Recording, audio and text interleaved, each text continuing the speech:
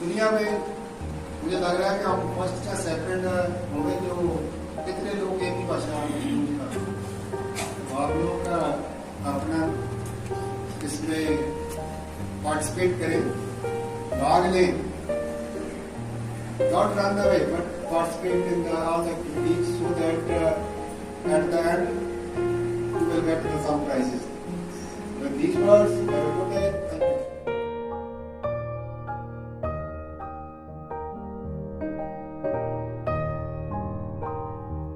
शुरुआत है हिंदी पखवाड़े की। 15 दिन विभिन्न कार्यक्रमों के माध्यम से अपनी राजभाषा के प्रचार प्रसार हेतु कार्य करेंगे। उसको निश्चित रूप से कुछ न कुछ पारितोषिक मिलेगा।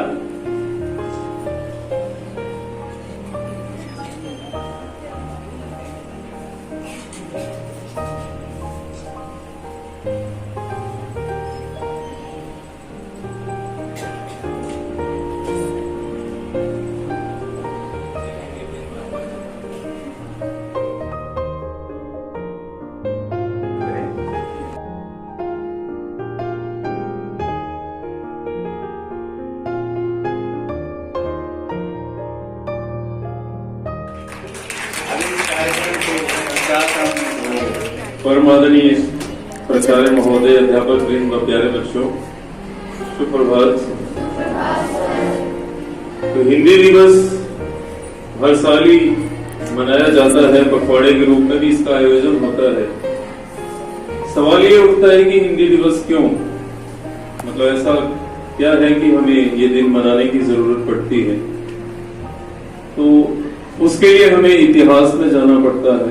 तो आपको पता है कि 14 सितंबर के दिन जो है वो हिंदी को राजभाषा के रूप में स्वीकार किया गया था। और उससे भी अगर पीछे चले जाएं हम, तो 1947 बहुत सारी भाषाएं थी, बोलियां थी, उपबोलियां थी। तो हमें जरूरत थी किसी एक ऐसी भाषा की जो संपर्क भाषा बन पाती, हम सबको जोड़ पाती। तो जब ये देखा गया तो उसमें हिंदी एक ऐसी भाषा नजर आई जो बहुत बड़े हिस्से में बोली भी जाती थी, और अगर जहां बोली नहीं जाती थी तो वहां एटलीस्ट उसको समझा जाता था, लोग समझ लेते थे। तो इसलिए इस भाषा को चुना गया। और आप पाएंगे कि उस समय के जितने भी कवि, साहित्यकार, रचनाकार हुए, उनकी आप रचनाएं उठा के देखिए, उन्होंने उस दौरान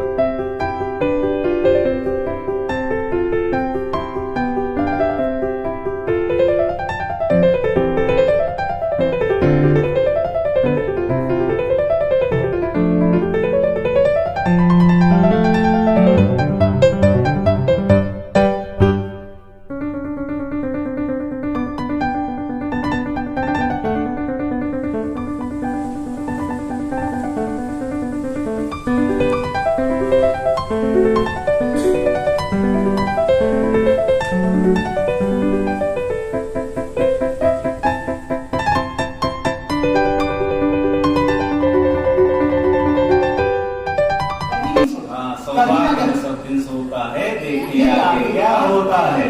तो स्वभाव कभी ना कभी जरूर जाता है। मैत्री की राह बताने को, सबको सुमार्ग पे लाने को, दुर्योधन को समझाने को भगवान हस्तिनापुर आए, पांडव का संदेश आया।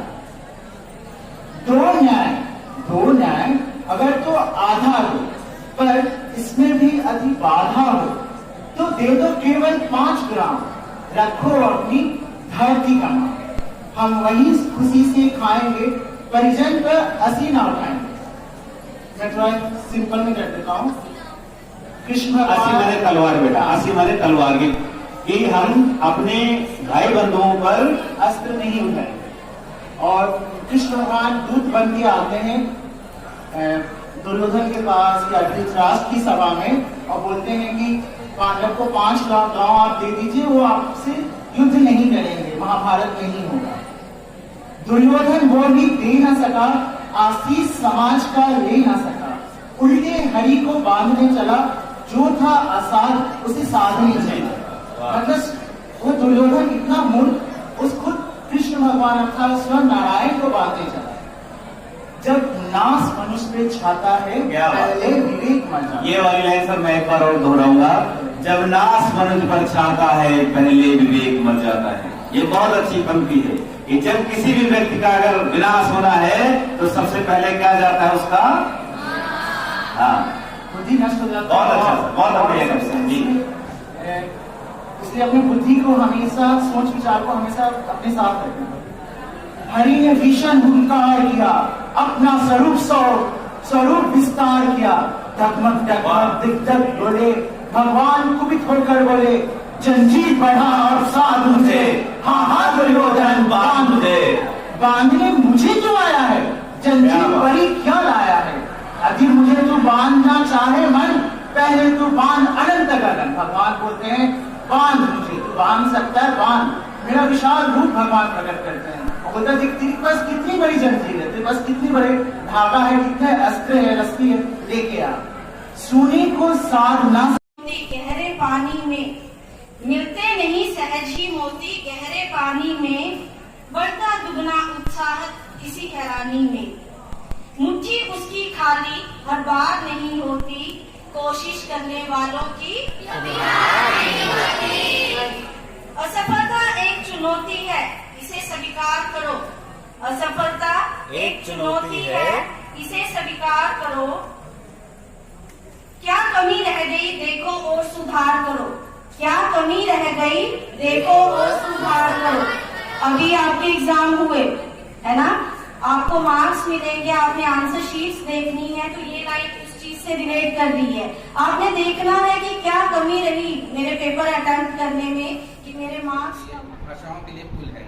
गुजराती भाषा की पुस्तक का मणिपुरी में सीधा अनुवाद करना आसान नहीं है, लेकिन गुजराती से हिंदी में अनुवाद करने के बाद हिंदी से मणिपुरी में